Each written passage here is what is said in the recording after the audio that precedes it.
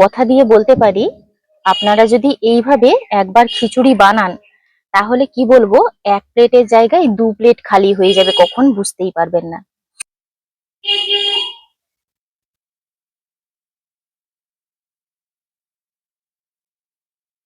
নমস্কার বন্ধুরা, আমার চ্যানেলে আপনাদের সবাইকে স্বাগত। এখন বৃষ্টি বৃষ্টি ওয়েদারে আপনারা সবাই কম বেশি কিন্তু খিচুড়ি বানাতে জানেন, তবে আমার পদ্ধতিতে একবার হলেও বানিয়ে দেখবেন, সব থেকে সেরা হবে এবং এক বাটির জায়গায় 2 বাটি শেষ হয়ে যাবে। এত সুন্দর, এত অপূর্ব খেতে। চলুন কিভাবে বানাচ্ছি এই খিচুড়িটা দেখে নেওয়া যাক।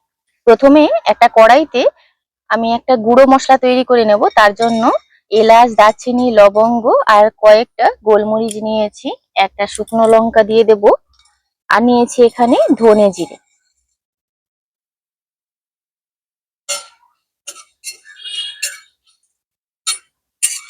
শুকনো খোলায় এটাকে ভেজে আমি গুঁড়ো করে রাখবো। এটাকে এইভাবে ভেজে নিয়েছি, এবার নামিয়ে রাখবো প্লেটে। কড়াইতে দিয়ে দিচ্ছি সর্ষের তেল।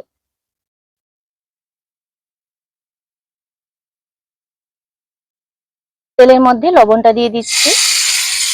এবার সব রকম সবজি যে নিয়েছি, যেগুলো হাতের কাছে ছিল, সবগুলো দিয়ে ভেজে নেব।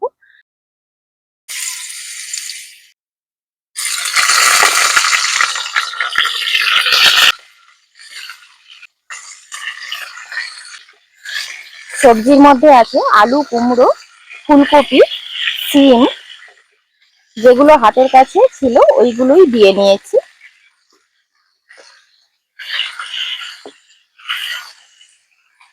আর সঙ্গে একটা টমেটো নিয়েছি।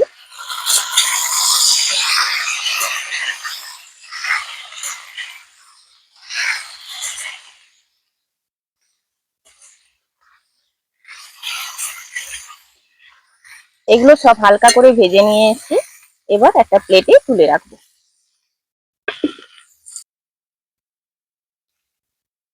এই কড়াইয়ের মধ্যে আবারও তেল দিয়ে দিচ্ছি। এখানে নিয়েছি কুচনো নারকেল, কাজু, আর নিয়েছি সয়াবিন।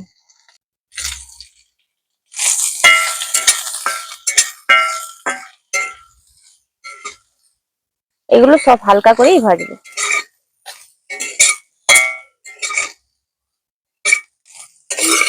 এই সবজির মধ্যেই তুলে রাখবো এগুলো। এখানে আমি নিয়েছি 1 বাটি মুগের ডাল। স্ট্রেনারের মধ্যে ধুয়ে নিচ্ছি। এগুলো খুব ভালোভাবে ধুয়ে নেব। এই কড়াইয়ের মধ্যে ডালটা দিয়ে ভেজে নেব।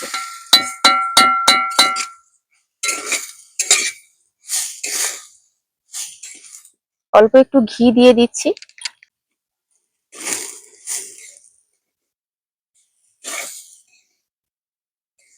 অল্প আঁচে ডালটাকে খুব ভালোভাবে ভেজে নিচ্ছি। ডালটাকে এইভাবে অল্প আঁচে নাড়াচাড়া করে ভেজে নিয়েছি। ডাল থেকে সুন্দর একটা ফ্লেভার উঠবে। এই অবস্থায় জল দিয়ে দেব। এর বেশি ভাজলে কিন্তু ডালের কালার চেঞ্জ হয়ে যাবে।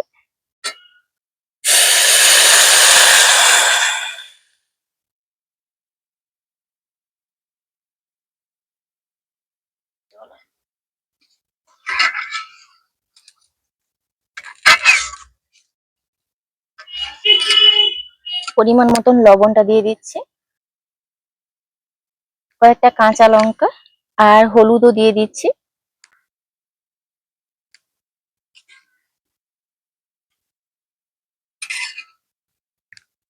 ডালটা ফুটতে ফুটতে আমি এখানে ওই বাটির মাপ করে 1 বাটি নিয়েছি চাল। চালটাকে এখানে কোনো রকম ভিজিয়ে রাখবো না, ভিজিয়ে রাখলেই কিন্তু চাল ভেঙে যাবে। সঙ্গে সঙ্গে ধুয়েই কিন্তু আমি দিয়ে দেব।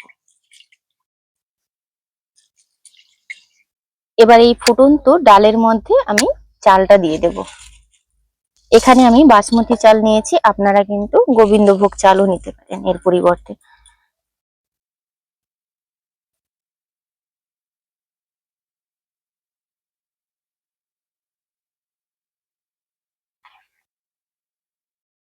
এবার ডাল আর চালটাকে সেদ্ধ করে নেব। ডাল আর চালটাকে এইভাবে ঢাকা দিয়ে কিন্তু আমি সেদ্ধ করে নিয়েছি। এখানে কোনো কিছুই কিন্তু তেমন একটা ঘাঁটেনি, অথচ খুব সুন্দরভাবে সেদ্ধ হয়ে গেছে। আপনাদেরকে আমি হাতে একটু দেখিয়ে দিই। এই যে দেখুন, ডালগুলো কিন্তু গোটা গোটা আছে, অথচ সেদ্ধ হয়ে গেছে। চালটাও ঠিক ওই রকম, আর একটু টাইট আছে। 1 মিনিট মতন আরো ঢাকা দিয়ে দেবো।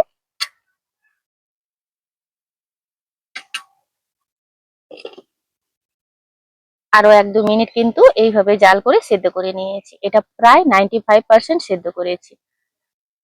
এই অবস্থায় কড়াইটা নামিয়ে রাখবো। কড়াইতে দিয়ে দিচ্ছি আমি সর্ষের তেল।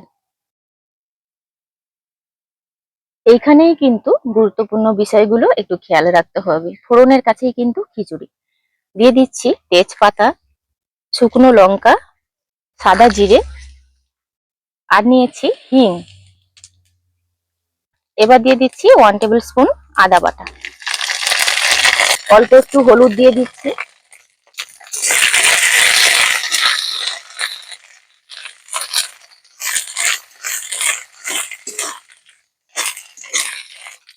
সমস্ত কিছু খুব সুন্দরভাবে ভেজে নিয়েছি। এবার সেদ্ধ করে রাখা চাল আর ডালটা দিয়ে দেবো।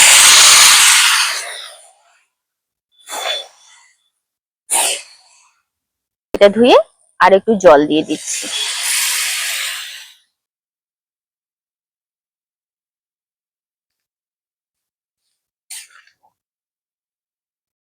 এবার দিয়ে দিচ্ছি চিনি। খিচুড়ি মানে একটু মিষ্টি মিষ্টি খেতে ভালো লাগে।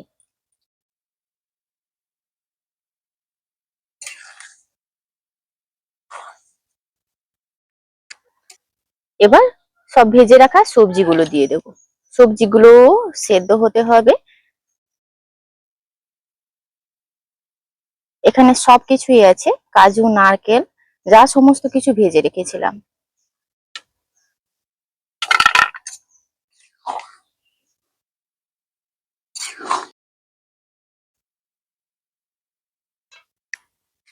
এখানে সমস্ত কিছু খুব সুন্দরভাবে সেদ্ধ হয়ে গেছে।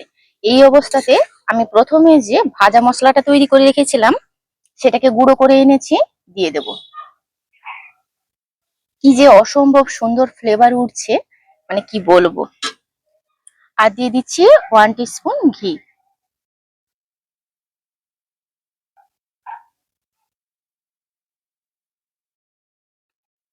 পুরো চারদিকে ম ম করছে, মানে এত সুন্দর একটা ফ্লেভার। খিচুড়িটা নাবিয়ে এনেছি একটা প্লেটে, নাবিয়ে আপনাদেরকে দেখাই। কথা দিয়ে বলতে পারি, আপনারা যদি এইভাবে একবার খিচুড়ি বানান, তাহলে কি বলবো, 1 প্লেটের জায়গায় 2 প্লেট খালি হয়ে যাবে, কখন বুঝতেই পারবেন না।